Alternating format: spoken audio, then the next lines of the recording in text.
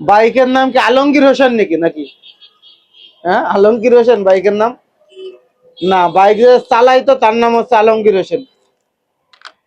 এই যে পলিথিন, আসলে যারা নতুন বাইক নেওয়ার পরেই পলিথিন লাগান, আপনাদের আইডিয়াটা খুব সুন্দর, কিন্তু আমরা হচ্ছে এই পলিথিন গুলো উড়াই ফেলাই।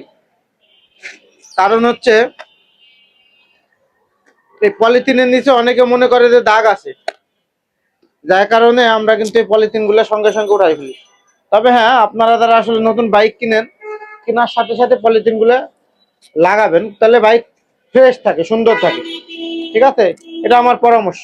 আমরা উঠাই ফেলি সেটা ব্যাপার না, আমরা উঠাই ফেলি আপনাদের জন্যই, কারণ যেন আপনাদের মনে বিভ্রান্তি না থাকে। একেবারে পিওর যে অথেন্টিক যে কালারটা, অথেন্টিক যে বিষয়টা, সেটা আপনাদের সামনে আমরা তুলে ধরি। বাট আপনারা নতুন নিয়ে এই পলিথিন গুলো লাগাবেন, বাইক গুলো কিন্তু ফ্রেশ রাখার জন্য খুবই গুরুত্বপূর্ণ।